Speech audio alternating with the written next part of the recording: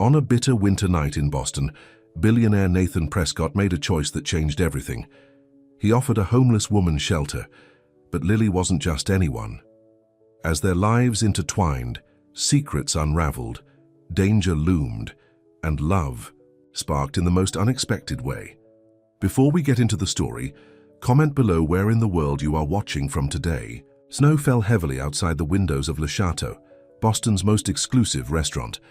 Inside, Nathan Prescott sat alone at his usual corner table, barely touching his steak as he stared at the empty chair across from him. "Can I get you anything else, Mr. Prescott?" the waiter asked, hovering nearby. "No, Thomas, just the check," Nathan replied, loosening his tie. At 45, Nathan had everything money could buy. His investment firm managed billions in assets. His penthouse overlooked the harbor, and his face regularly appeared in Boston's business magazines. Yet tonight, like most nights, he dined alone. Thomas returned with the check. "Bad day at the office, sir?" Nathan forced a smile. "Just tired. The Hamilton merger is keeping me up nights." But it wasn't work that troubled him. It was the emptiness that followed him home each evening, the silence that greeted him in rooms filled with expensive furniture, but no laughter. After paying, Nathan stepped outside into the bitter February cold. The valet was bringing his car when he noticed her, a huddled figure sitting on the sidewalk against the building, trying to stay out of the wind. Most evenings, Nathan would have walked past. The city had many homeless people, and his charitable foundation already donated generously to shelters. But something made him pause tonight. She wasn't begging or holding a sign. Instead, she sat quietly, dignity somehow intact despite her circumstances. Her face was partially hidden beneath layers of scarves, but Nathan caught a glimpse of her eyes, alert, intelligent, and filled with a quiet determination that struck him. Before he could think better of it, Nathan approached her. "Excuse me," he said softly. "Would you like to come inside where it's warm? Maybe have something to eat?" The woman looked up, suspicion evident in her gaze. "I'm not looking for charity." Her voice surprised him, educated, with a slight southern accent. "It's not charity," Nathan found himself saying. "Just one human being offering another a warm meal on a cold night."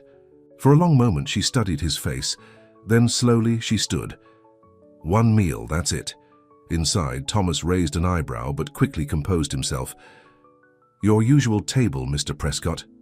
"Please," Nathan nodded, ignoring the stares from other diners. As Thomas led them back to his corner booth. Once seated, the woman carefully unwrapped the layers covering her face. Nathan tried not to stare. Despite the dirt smudges and exhaustion, she was beautiful. High cheekbones, full lips, and those eyes a deep, startling green. "I'm Nathan," he said, extending his hand across the table. She hesitated before taking it. "Lily." "Nice to meet you, Lily. Order whatever you'd like." Lily picked up the menu, her hands trembling slightly.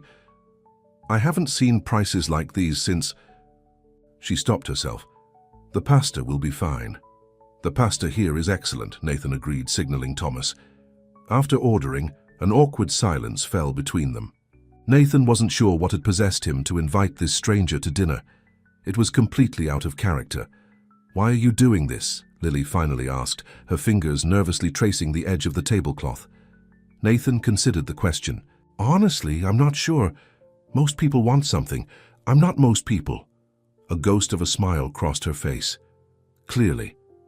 When their food arrived, Lily ate slowly, with the careful manners of someone who'd once known a different life. Nathan found himself intrigued. "How long have you been down?" he began. "On the streets," Lily finished. 8 months. Before you ask, no, it's not drugs or alcohol. I wasn't going to assume that. Everyone does." She took a sip of water.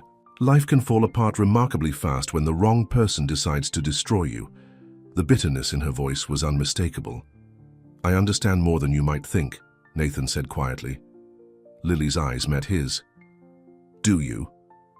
Before he could respond, she excused herself to the restroom. Nathan watched her go, wondering about her story. When she returned, he made a decision that surprised even himself. Lily, I have a spare guest apartment in my building. It's sitting empty. You could stay there tonight, get out of the cold, have a proper shower.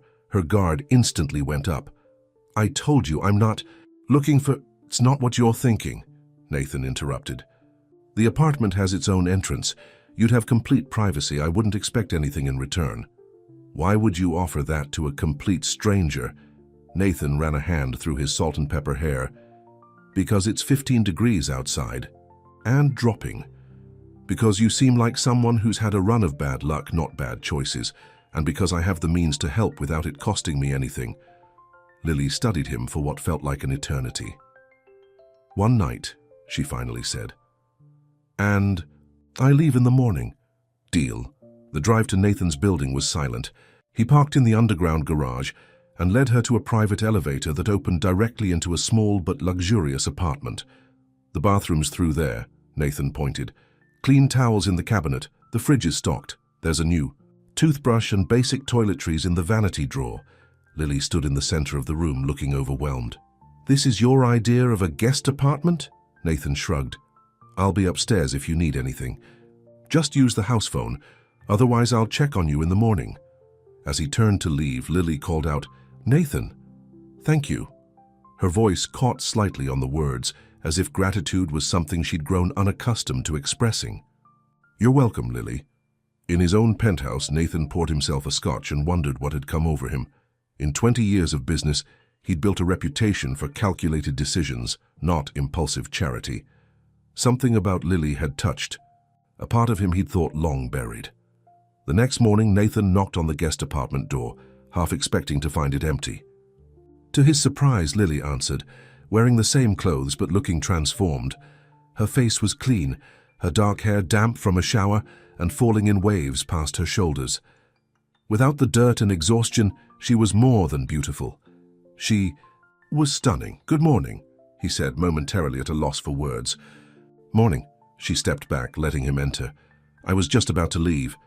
Nathan noticed the apartment was immaculate, bed made, towels folded. Did you sleep well? Better than I have in months. Lily gathered her few belongings. Thank you. For your kindness, Nathan. Not many people would do what you did. Don't go, he said suddenly. Lily froze. Excuse me? I mean... Nathan collected himself. I have a proposition for you, a job offer. Her expression grew wary. What kind of job? My housekeeper quit last month. The position comes with room and board, a different apartment than this one, but in the building. It would give you a chance to get back on your feet. You don't know anything about me. I know you kept this place cleaner than my service does. I know you have good manners and education. The rest, you can tell me if and when you want to. Lily laughed without humor. I could be anyone, a thief, a murderer. Are you? No, but then what's the problem? Lily shook her head. Why are you really doing this, Nathan? Nathan considered his answer carefully. Because 20 years ago, someone gave me a chance when I needed one. Maybe it's time I paid it forward. She seemed to battle with herself. I can't accept charity. It's not charity, it's a job. With a proper contract and salary, you'll earn every penny. After a long moment, Lily nodded. 1 month, trial basis. Deal. Nathan extended his hand. As they shook on it, neither realized that their lives had just changed forever. Across town, in a luxurious office overlooking Boston Harbor, Victor Harrington hung up the phone with a satisfied smile. His private investigator had finally found her. Have you located our missing bird? Asked Regina Harrington, entering her husband's office without knocking. Victor swiveled his chair to face his wife. Indeed I have. Our dear Lily has been hiding right here in Boston all along. Regina's perfectly Botoxed face couldn't fully express her disdain. That little gold digger thought she could take what's ours and disappear. I want everything back. Patience, my dear. Victor smiled coldly. First, let's find out what she's done. With the evidence. Then we can deal with her. Permanently. Regina's red lips curved into a cruel smile. She never should have crossed the Harringtons. No, Victor agreed, gazing out at the snow-covered city. And she's about to learn exactly what that means. Meanwhile, back at Nathan's building, Lily unpacked her meager possessions in her new apartment. Her hand trembled as she removed a small flash drive from a hidden pocket in her backpack. "They can't find this," she whispered to herself. No matter what. She looked around for a hiding place, finally settling on a small tear in the underside of the sofa cushion. Pushing the drive deep inside, she took a deep breath. For the first time in months, Lily allowed herself to feel a flicker of hope. But she knew better than most how quickly hope could be shattered. Nathan Prescott seemed different from other wealthy men she'd known. But then again, so had Victor Harrington, until he'd shown his true colors. 1 month, she reminded herself. Just long enough to figure out my next move. But as she glanced out the window at the Boston skyline, Lily couldn't help wondering if she'd just made another terrible mistake. 2 weeks passed quickly. Lily settled into her role as Nathan's housekeeper with unexpected ease. Each morning, she arrived at his penthouse at precisely 8 o'clock to prepare his breakfast. "You don't have to cook for me," Nathan had insisted on her first day. The job description was just cleaning and organizing. Lily had simply smiled. "I enjoy cooking. Besides, you're too thin. Someone needs to make sure you eat properly." Today, as Nathan entered the kitchen, the smell of fresh coffee and blueberry pancakes filled the air. He paused in the doorway, watching as Lily moved confidently around his kitchen. She wore simple black pants and a blue blouse she'd purchased with her first paycheck. With her hair pulled back in a loose ponytail, she looked worlds away from the woman he'd found on the street. "Good morning," he said, finally announcing his presence. Lily turned and smiled. "Morning. Coffee's ready." As Nathan sipped his coffee, at the kitchen island, he found himself studying her face. In 2 weeks, he'd learned little about her past. She deflected personal questions with practiced ease, changing the subject or asking about his day instead. "These pancakes are incredible," he said between bites. "Where did you learn to cook like this?" "My grandmother," Lily answered, surprising him with an actual response. She believed every Southern woman should know her way around a kitchen. "So you're from the South?" Lily nodded. "Georgia. But I haven't been back in years." It was the most personal information she'd shared since arriving. Nathan wanted to ask more but feared closing the small window she'd opened. Instead, he glanced at his watch. "I have a charity event tonight, the annual Children's Hospital Gala. I saw the tuxedo laid out. I'll have it pressed before you leave." "Actually," Nathan hesitated, "I was wondering if you might want to attend." Lily froze, dishcloth in hand. "As your housekeeper?" "As my guest," he clarified. "These events are unbearably dull without company. I don't have anything appropriate to wear to something like that. There's a boutique downstairs in the building. They'll put anything you choose on my account." Lily shook her head. "Nathan, I can't accept that. It's too much. Consider it a bonus for saving me from Mrs. Peterson's agency. They wanted to charge me double what I'm paying you, and none of their housekeepers could make pancakes like these." His attempt at humor fell flat as Lily's expression grew serious. "Why are you really doing this?" she asked quietly. Nathan set down his coffee cup. "Because I enjoy your company, Lily. It's as simple as that." Their eyes met, and for a moment, neither spoke. Then Lily looked away. "I'll think about it," she said finally, turning back to the sink. Nathan recognized the dismissal and stood to leave. At the doorway, he paused.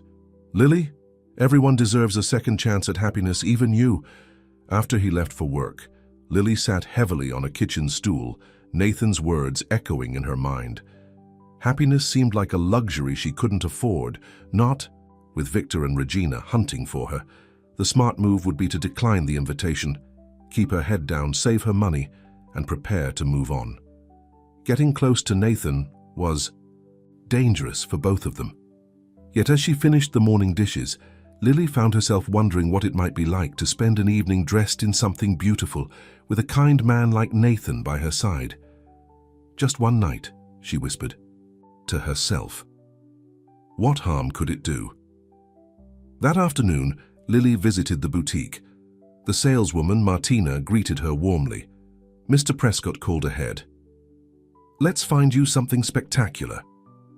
After trying on several dresses, Lily stood before a mirror in a floor-length emerald gown that matched her eyes. The simple, elegant design highlighted her slender figure, while the color brought warmth to her face. "This is the one," Martina declared. "You look breathtaking." For the first time in months, Lily felt a flicker of her old confidence return. "I'll take it." Back in her apartment as she prepared for the evening, Lily's thoughts turned dark. Was she being foolish? Victor had connections everywhere. A charity gala would be exactly the sort of event his friends might attend. Her hand hovered over the phone, ready to call Nathan and cancel. Then her eyes fell on the sofa, where the flash drive remained hidden. The evidence it contained was her only protection and her purpose. "One night," she repeated firmly. Then back to the plan. When Nathan knocked on her door that evening, he wasn't prepared for the vision that greeted him. Lily's hair fell in soft waves around her shoulders, her makeup subtle but enhancing her natural beauty. But it was her eyes that captured him, bright with a confidence he hadn't seen before. "You look—" Nathan struggled to find appropriate words. "Absolutely stunning." Lily blushed. "Thank you. You clean up pretty well yourself." As they rode in Nathan's car to the hotel, Lily grew quieter, tension evident in her clasped hands. "We don't have to stay long," Nathan assured her. "Just enough to make an appearance and support the cause." Lily nodded. "I'm just not used to these sorts of events anymore." "Anymore? So you used to attend galas?" She looked out the window. "In another life." At the hotel, the ballroom was filled with Boston's elite. Crystal chandeliers sparkled overhead as waiters circulated with champagne and hors d'oeuvres. Nathan kept his hand lightly on Lily's back, guiding her through the crowd. "Nathan, there you are," called a silver-haired woman in diamonds. "We thought you might not come this year." "Mrs. Winthrop, lovely to see you," Nathan replied. "May I introduce Lily?" Mrs. Winthrop's eyebrows rose slightly as she assessed Lily.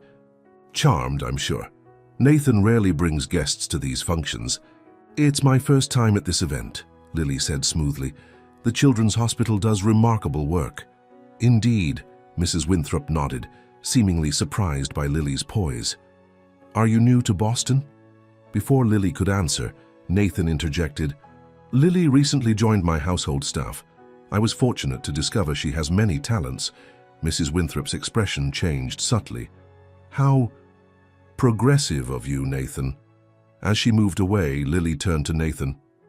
"You didn't have to tell her. I work for you." "I don't care what Margaret Winthrop or anyone else thinks," Nathan said firmly. "Besides, it's only temporary, isn't it?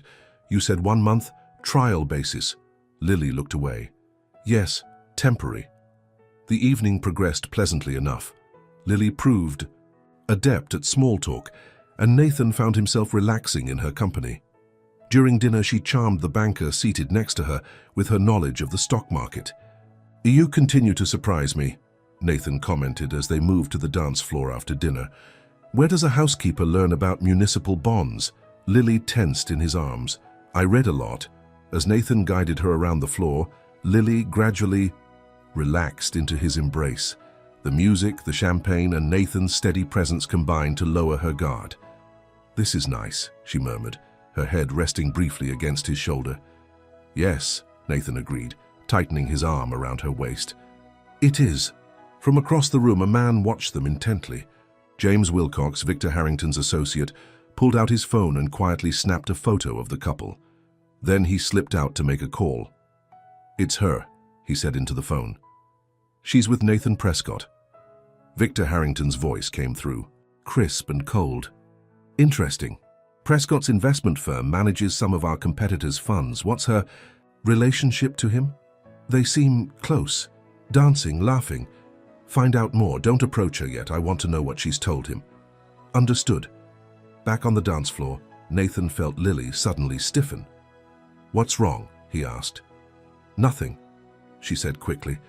I think I need some air." He led her to a balcony overlooking the city lights. Outside in the cool night air, Lily took several deep breaths. "Better?" Nathan asked, concerned. Lily nodded, but her eyes scanned the crowded ballroom through the glass doors. "I thought I saw someone I knew. It's nothing." "Lily," Nathan said softly, turning her to face him. You don't have to tell me what you're running from, but I want you to know that you're safe with me." Their eyes met, and for a brief moment Lily allowed herself to believe him. Nathan's face was close to hers now, his expression open and sincere in a way few men's had ever been with her. Slowly, he leaned forward.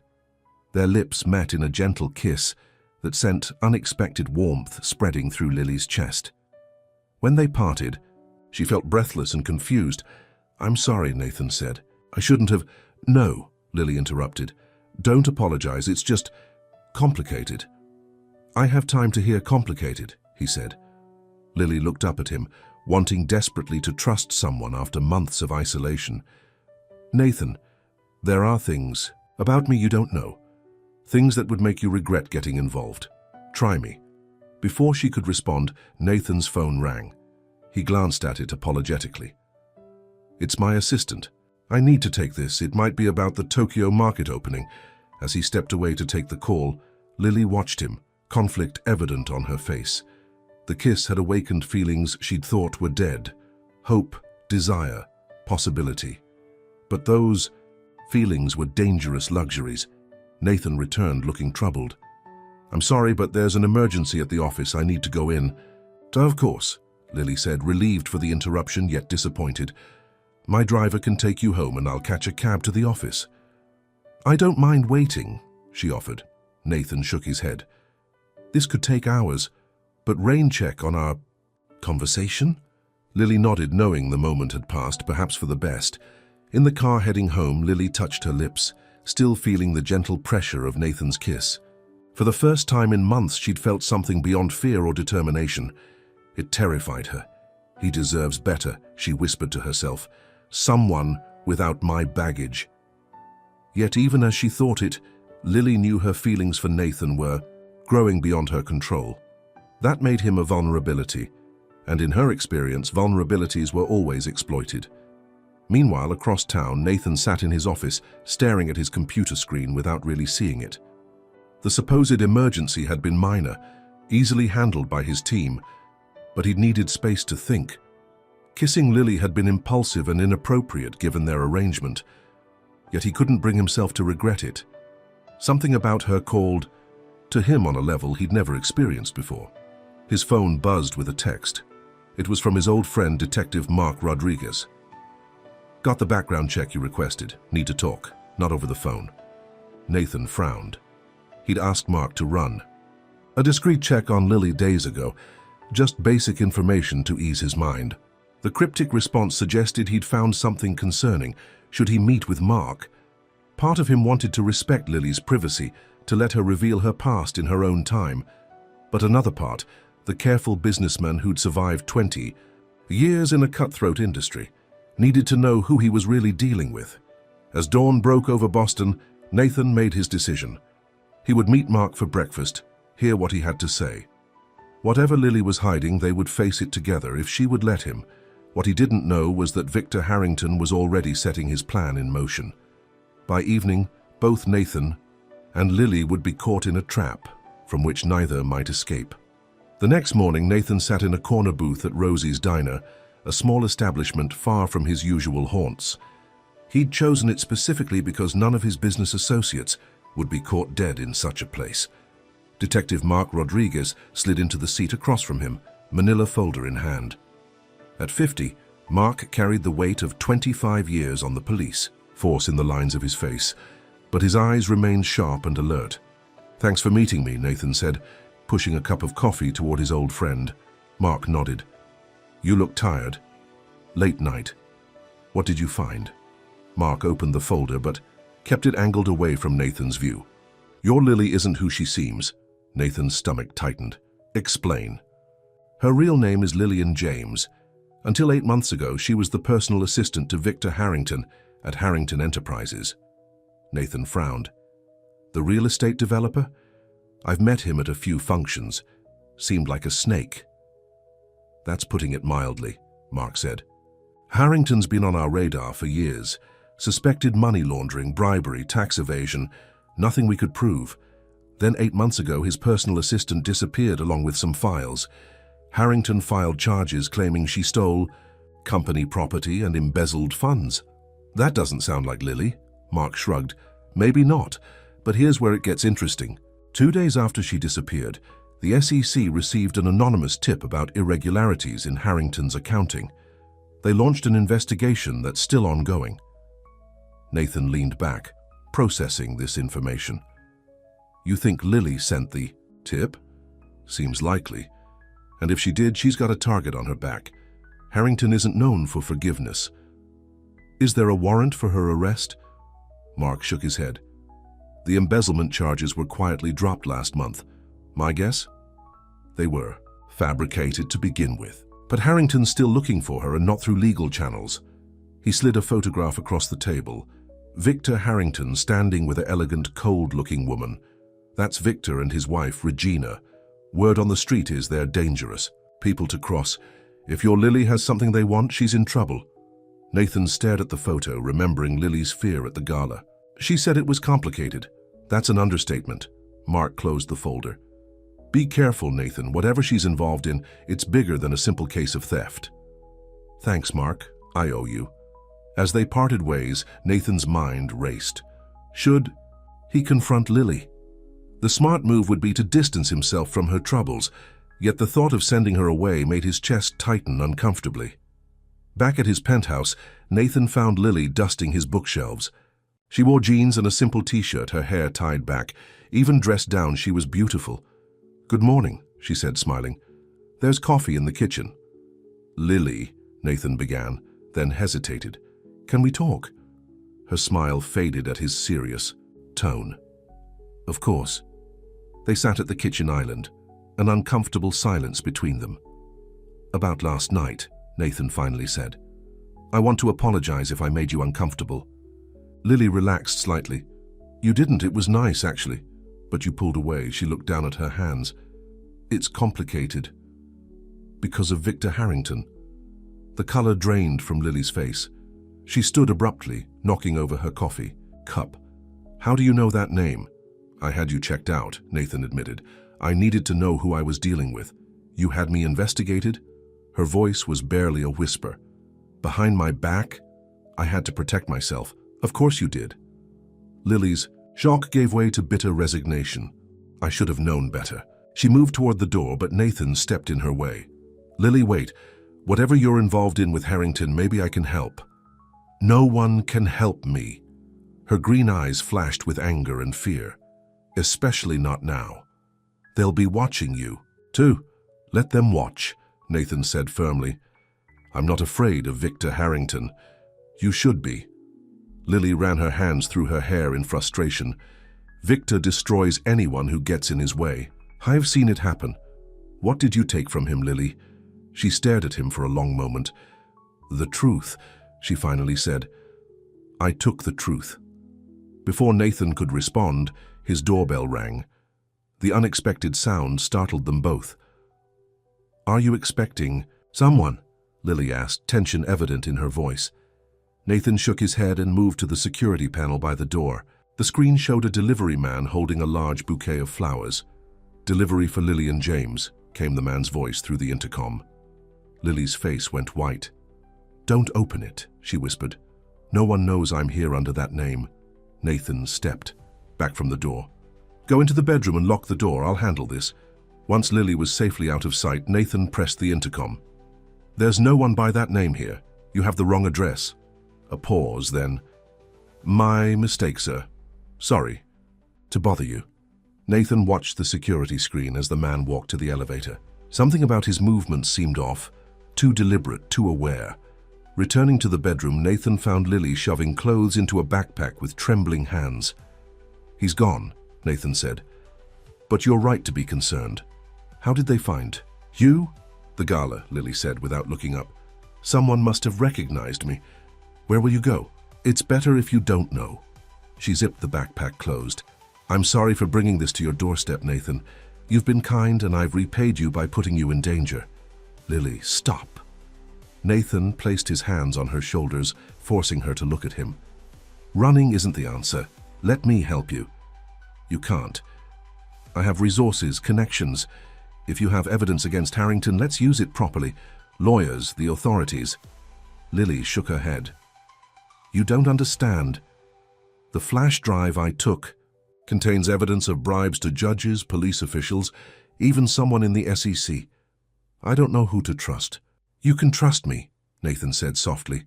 For a moment, Lily seemed to waver. Then her expression hardened.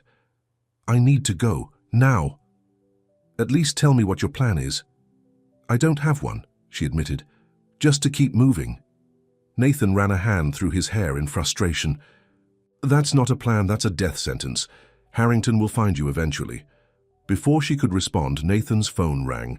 The screen showed his office number. Prescott, he answered. His assistant's voice came through, tense and hurried. Mr. Prescott, there are 2 police officers here with a warrant to search your office. They're asking about a woman named Lillian James. Nathan's eyes met Lily's. Tell them I'll be there in 20 minutes. He hung up and quickly explained the situation to Lily. They're at my office with a warrant. It won't be long before they come here. Lily sat heavily on the bed, defeat written across her face. It's over then. Not necessarily. Nathan paced the room, thinking rapidly. The flash drive. Where is it? Hidden in my apartment, in the sofa. Get it. Pack only what you absolutely need. Meet me in the garage in 10 minutes. Lily looked at him in confusion. What are you going to do? Something very stupid, probably. Nathan gave her a grim smile. But I'm not letting Harrington win that easily. While Lily went to retrieve the flash drive, Nathan made several quick phone calls. First to his lawyer, instructing him to stall the police. Next to his pilot, ordering the company jet prepared for immediate departure. Finally to his bank, arranging for a substantial cash withdrawal to be delivered to the airfield. In the garage, Nathan transferred their bags to his least conspicuous car, a black SUV with tinted windows. When Lily arrived, the flash drive clutched. Tightly in her hand, he was already behind the wheel. Where are we going? She asked as she slid into the passenger seat. My family has a cabin in Vermont. It's remote, registered under a holding company. We'll be safe there while we figure out our next move. Nathan, you don't have to do this. This is my problem, not yours. He turned to look at her, his expression serious. The moment they came to my office with a warrant, it became my problem too. Besides, I'm not doing this just for you. What do you mean? If Harrington is as corrupt as you say, bringing him down is the right thing to do. I've spent my career playing by the rules while men like him cheat the system. It's time someone stood up to him. Lily studied his face. You barely know me, why risk everything? Nathan started the engine. Maybe I'm tired of playing it safe. Maybe I see something in you worth fighting for. Or maybe I just really don't, like Victor Harrington. As they drove out of Boston, Lily stared out the window at the city disappearing behind them. I never meant to drag you into this. You didn't drag me anywhere. I jumped in with both feet. Nathan reached over and took her hand. Whatever happens, we'll face it together. The warmth of his hand around hers felt like an anchor in the storm of uncertainty. For the first time in months, Lily allowed herself to believe that maybe, just maybe, she wasn't alone anymore. Meanwhile, in his office overlooking the harbor, Victor Harrington slammed his fist on his desk. What do you mean they're gone? He shouted into the phone. James Wilcox's voice came through, apologetic and nervous. The police arrived at Prescott's office, but he wasn't there. His apartment is empty too. Find them! Victor's face reddened with fury. That flash drive cannot reach the authorities. Use whatever resources necessary. Yes, sir. What about your contact at the police department? He's already issued the warrant. He's done his part. Now do yours before I find someone more competent. As Victor hung up, Regina entered the office, elegant as always in a designer suit. Problems, darling? Our little bird has flown again. With Prescott's help. Regina's perfectly manicured nails tapped against the desk.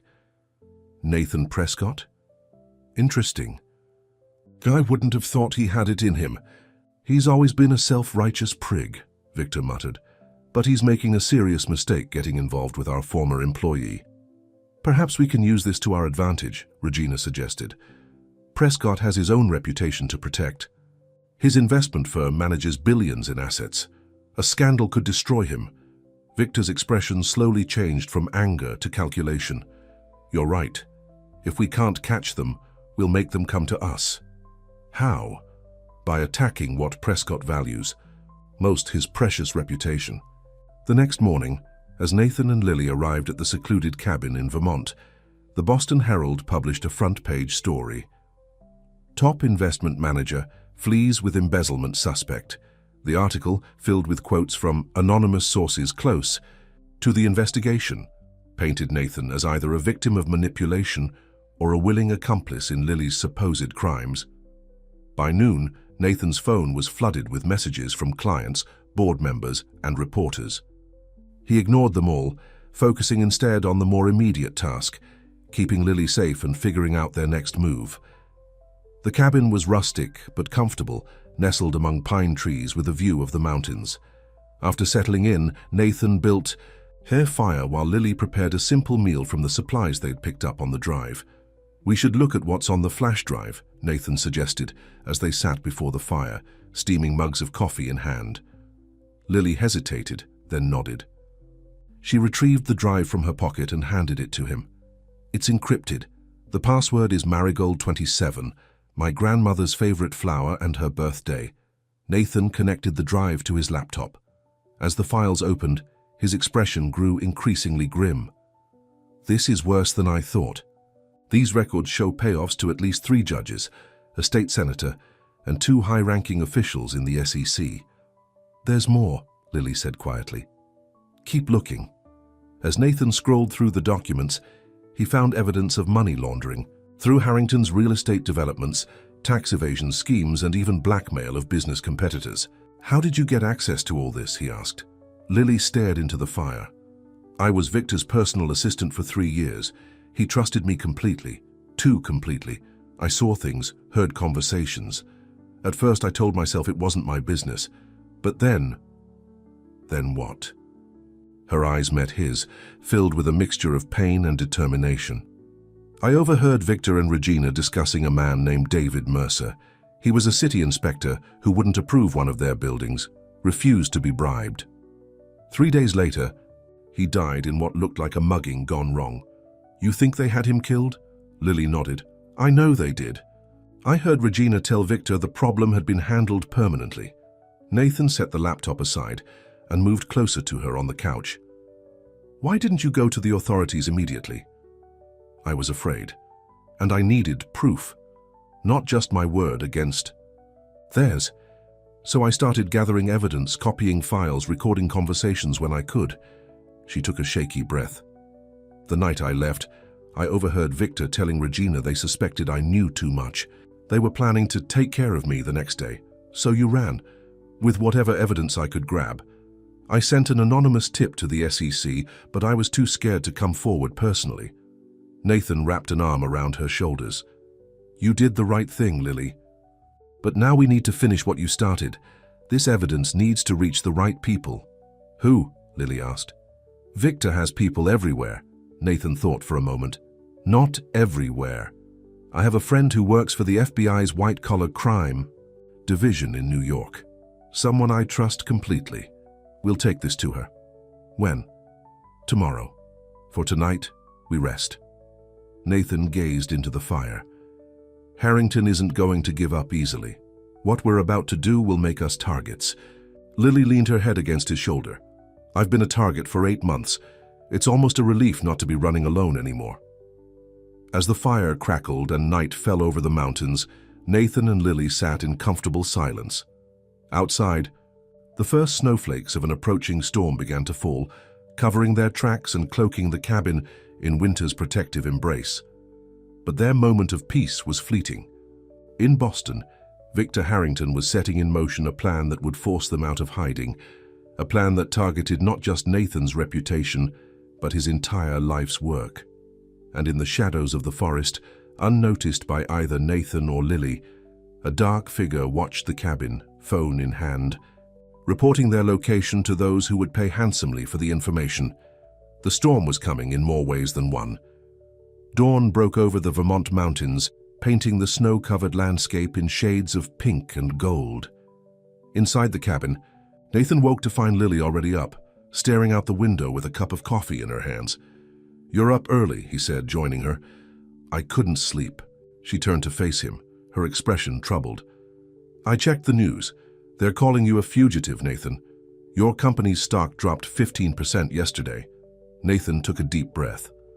"I expected something like this. Harrington's trying to smoke us out." "It's working," Lily said quietly. "Your entire life is falling apart because of me." "No." Nathan's voice was firm. "Because of him, there's a difference." He checked his phone, finding dozens of missed calls and messages. One text from his lawyer caught his attention. "Board emergency meeting today, voting to remove you as CEO. Call immediately." "I need to make a call," Nathan said, showing Lily the message. She nodded. "I'll give you some privacy."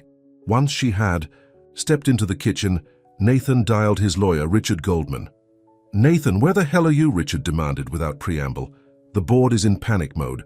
Your disappearance looks terrible, especially with the allegations about the woman you're with." "Those allegations are false," Nathan replied calmly. "Victor Harrington is behind all of this." "Harrington?" Richard sounded confused. "What does he have to do with anything?"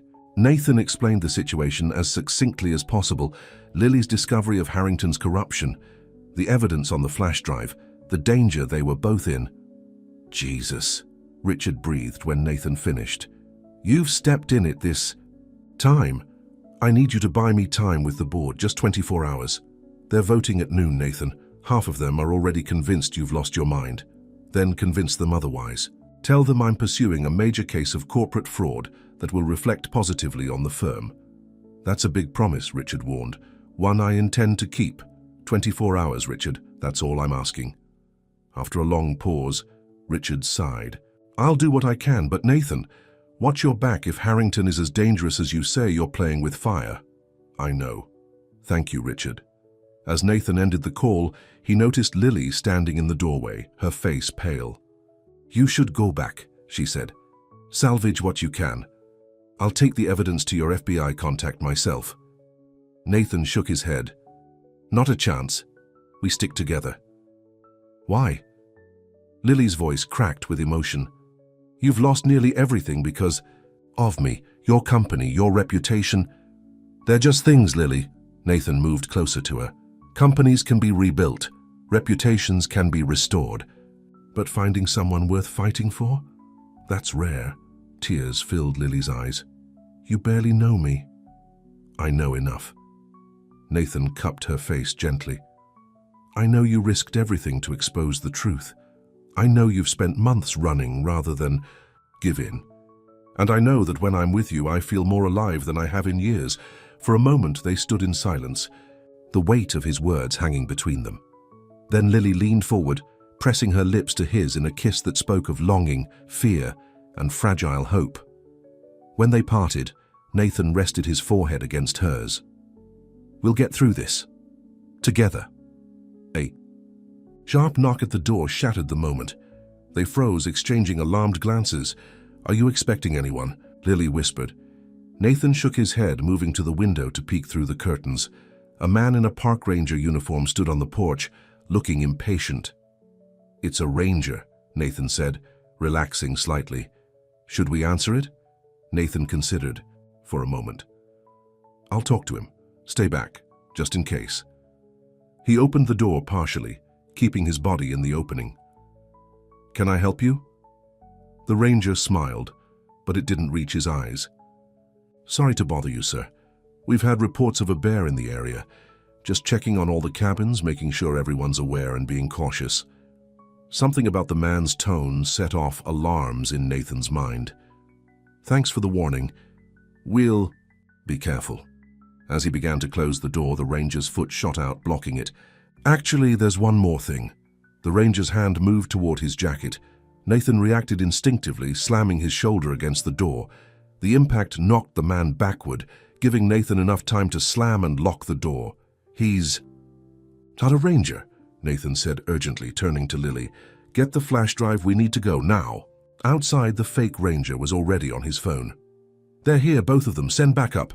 Nathan and Lily moved quickly, grabbing only essentials, the flash drive, phones, wallets, and jackets. Through the back window, Nathan could see the Man circling toward the rear of the cabin. The SUV is too obvious, Nathan said. We'll have to go on foot at least until we reach the main road. There's a hiking trail behind the cabin, Lily recalled from Nathan's brief orientation the day before. It leads down to a small town, right? Nathan nodded. About 5 miles through the woods. Can you make it? Watch me, Lily said with determined eyes. They slipped out the side door and dashed for the tree line. The snow was deep in places, slowing their progress. But they pushed forward, driven by adrenaline and fear. Behind them, shouting voices indicated their escape had been discovered. Nathan glanced back to see 2 men emerge from around the cabin, searching for their trail. Keep moving, he urged Lily. Don't look back. For nearly an hour, they trudged through the snow-covered forest, following the barely visible trail. Lily stumbled several times, but Nathan's steady hand kept her upright. Their breath formed clouds in the cold air as they pushed themselves to maintain distance from their pursuers. We need to stop, Lily finally gasped, her face flushed with exertion. Just for a minute, Nathan scanned their surroundings. There, he pointed to a cluster of boulders. We can rest there and check our position. As they caught their breath behind the rocks, Nathan pulled out his phone. The signal was weak but present. I'm calling Mark, he decided, dialing his detective friend. When Mark answered, Nathan quickly explained their situation. We need help. We're being pursued, and the evidence we have puts a target on our backs. Where are you exactly? Mark asked.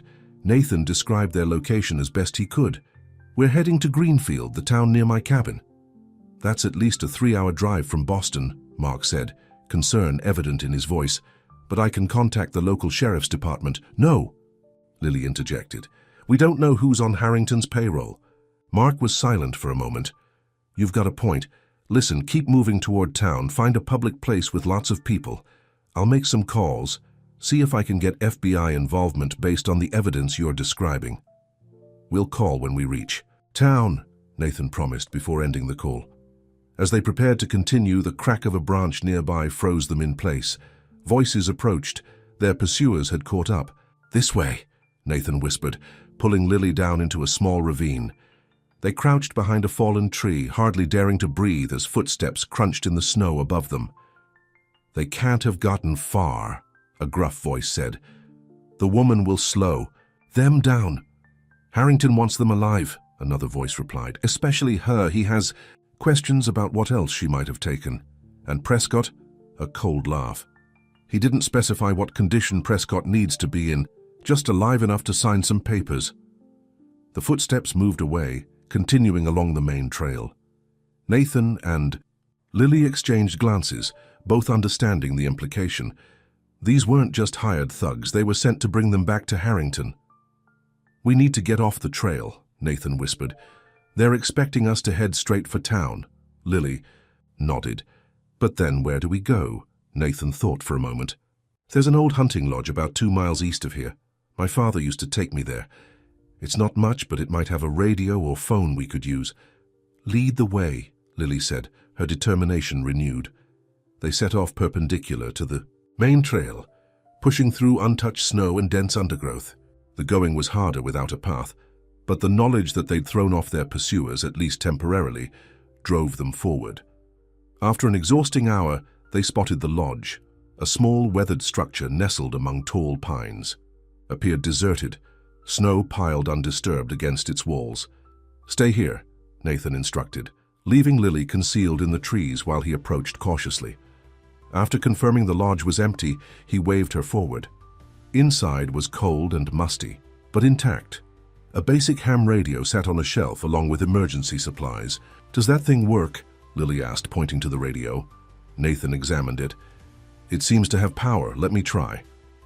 While Nathan worked on the radio, Lily took stock of their supplies. A first aid kit, some canned food, matches and blankets. Basic. Necessities that suddenly seemed like treasures. I've got something, Nathan announced after several minutes of adjustments. Emergency channel. Someone might hear us.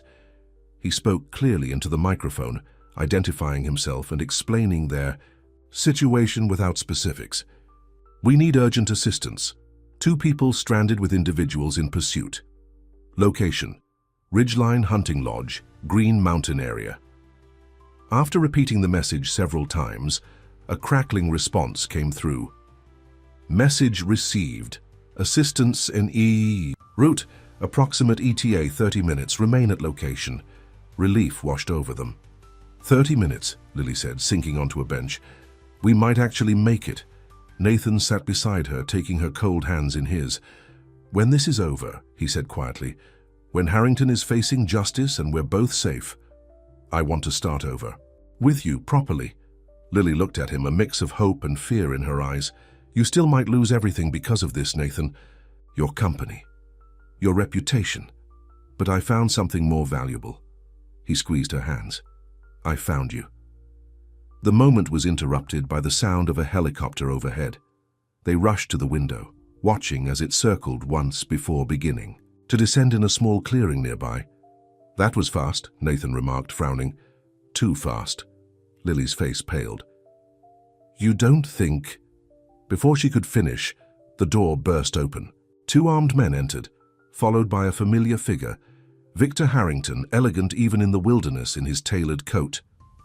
How touching, Victor said, his voice dripping with sarcasm.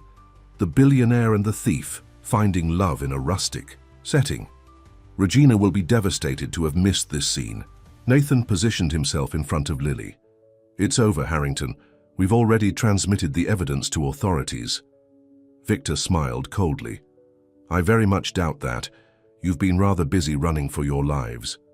He gestured to one of his men. Search them. Find the drive. As the man approached, Nathan lunged forward, catching Victor by surprise. They grappled briefly before one of the guards struck Nathan from behind. He fell to his knees, blood trickling from a cut on his temple. Nathan! Lily cried, trying to reach him but restrained by the second guard. Victor straightened his coat. I've never understood the appeal of physical confrontation, so uncivilized, he turned to Lily. Now, my dear former assistant, where is the drive? Gone, Lily said defiantly. I mailed it to the FBI days ago. Victor studied her face. You always were a terrible liar, Lillian. If you had, I'd already be in custody. He sighed dramatically. Search the lodge. Tear it apart if necessary. As the men began ransacking the small building, Victor circled Nathan, who was still dazed on the floor. You know, Prescott, I almost admire your misguided heroism. Throwing away a fortune and reputation for a woman, he chuckled. Though I must admit, Lillian has a certain appeal. Regina was quite jealous of her before all this unpleasantness. You won't get away with this, Nathan said, his voice steady despite his position. Too many people know. Know what? That you absconded with an embezzler? That's the current narrative, and it's working quite well. Victor checked his watch. By now your board has almost certainly voted you out. Such a shame. One of the guards approached. Nothing, sir. We've searched everywhere. Victor's facade of civility cracked. He grabbed Lily's arm, twisting it painfully. Where is it? Through gritted teeth, Lily replied, You'll never find it. The radio crackled suddenly. Lodge, this is Sheriff Blackwood. We're approaching your position. ETA 5 minutes, over. Victor's expression darkened. It seems our time is limited. He gestured to his men. Bring them both. We'll continue this discussion somewhere more private. As they were roughly pulled to their feet, Nathan caught Lily's eye. With the smallest movement, she glanced downward. Following her gaze, he noticed something clutched in her hand, the flash drive which she must have kept on her person the entire time. Thinking quickly, Nathan stumbled, falling against the radio equipment. In the ensuing confusion, Lily pressed the drive into a crack in the floorboards beneath the radio table. Enough delays, Victor snapped. Move! Outside, the helicopter waited, its blades slowly turning. The guards pushed Nathan and Lily forward through the snow. As they approached the clearing, the distant sound of sirens became audible over the helicopter's noise. Victor's head snapped toward the sound, his face contorting with anger. Faster! He ordered, shoving Lily toward the helicopter. Nathan saw his opportunity. As Victor's attention focused on the approaching sirens, Nathan drove his shoulder into the guard beside him. The man stumbled backward, his gun discharging into the air. Run! Nathan shouted to Lily. Chaos erupted. Lily broke free, sprinting toward the trees. Victor lunged for her but missed. The guards raised their weapons, but Victor barked, "No shooting, I need her alive." In the confusion, no one noticed the vehicles approaching until they burst into the clearing. 2 sheriffs, department SUVs and an unmarked black car. Armed officers poured out, weapons raised. "Police, freeze!" Victor's men hesitated, caught between their employer's orders and the authorities. Taking advantage of their indecision, Nathan tackled Victor to the ground. "You've ruined everything," Victor snarled as they struggled in the snow. "No," Nathan replied. "You did that yourself." Within moments, officers surrounded them, separating the 2 men. From the unmarked car emerged a woman in a dark suit, flanked by 2 men in FBI jackets. "Victor Harrington," she announced formally. "I'm Special Agent Diana Foster, FBI. You're under arrest for conspiracy, fraud, money laundering, and attempted kidnapping." As an officer handcuffed Victor, his composure finally shattered. "This is absurd. Do you know who I am? My lawyers will destroy you." Agent Foster seemed unimpressed. "We've been building a case against you for months, Mr. Harrington. Your former assistant's evidence was the final piece we needed." As Victor was led away, still protesting, Nathan searched frantically for Lily. He found her being examined by a paramedic near one of the vehicles, a blanket wrapped around her shoulders. "You're okay," he breathed, kneeling beside her. "Thanks." "To you." She reached for his hand. "The evidence is safe," Agent Foster interrupted, approaching them. "We found the drive where you hid it, Ms. James. Well done." "So you got here just in time," Nathan said. Foster nodded. "We can thank Detective Rodriguez for that. He contacted me immediately after your call, gave us your location. We were already en route when the local sheriff picked up your radio transmission. Espoir." "It really over?" Lily asked, her voice small with disbelief. "The investigation is just beginning," Foster replied. "But yes, Harrington's freedom is over. We'll need both of you to make formal statements, of course." "Whatever you need," Nathan agreed. As they were escorted to the vehicles, Nathan kept his arm firmly around Lily's shoulders. "Ready to go back to the real world?" he asked softly. She looked up at him, searching his face. "What's left for you there? Your company, your reputation can be rebuilt," he finished for her. "What matters is that you'll be safe, that the truth will come out, and us?" she asked, vulnerability in her question. Nathan smiled. "That's up to you, but I'd like to find out where this could go when we're not running for our lives." Lily's answering smile was like the sun breaking through clouds after a storm. "I'd like that too." 6 months later, the boardroom of Prescott Investments fell silent as Nathan concluded his presentation. The quarterly results exceeded all projections, the company's stock price having not only recovered, but reached new heights since the Harrington scandal broke. "Any questions?" Nathan asked, surveying the board members who had, just months before, nearly voted him out. Richard Goldman, who had stood by him throughout the ordeal, spoke first. "I think I speak for everyone when I say we owe you an apology, Nathan. Your handling of this situation has been extraordinary." Murmurs of agreement circled the table. Nathan nodded his acknowledgement. "Thank you, Richard. But the real credit goes to Lily James. Her courage made all of this possible." After the meeting concluded, Nathan rode the elevator to the lobby where Lily waited. In the months since Harrington's arrest, she had transformed. Gone was the hunted look in her eyes, replaced by confidence and peace. She had testified extensively against the Harringtons, helping to secure indictments against them and several of their associates. "How did it go?" she asked as he approached. "Exactly as expected." He kissed her lightly. "Ready for lunch?" As they walked through the busy financial district hand in hand, Nathan marveled at how much had changed. The press that had once vilified them now hailed them as heroes. Victor and Regina Harrington awaited trial, their empire crumbling as investigations uncovered decades of corruption. "I heard from Agent Foster this morning," Lily mentioned as they sat at their favorite cafe. Regina's agreed to testify against Victor in exchange for a reduced sentence. "Honor among thieves," Nathan commented dryly. Lily smiled, then grew serious. "Sometimes I still can't believe it's really over. That we won. Believe it." Nathan reached across the table, taking her hand.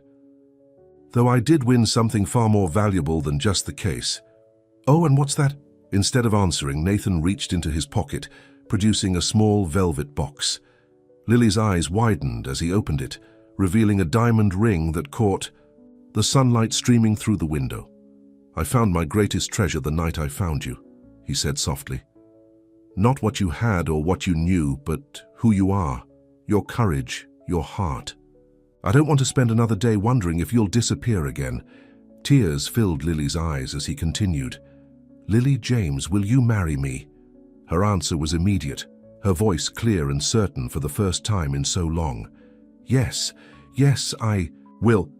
As he slipped the ring onto her finger, Nathan felt a completeness he'd never known in all his years of success.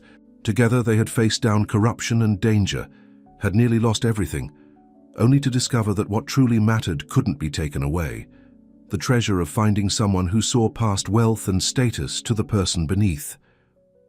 Outside the Café Boston continued its busy pace, unaware of the small miracle happening at a corner table. Two people who had found in each other not just love, but redemption, strength, and hope for a future neither had dared imagine before. It was, Nathan thought as he kissed his fiancée, the greatest treasure of all. The end.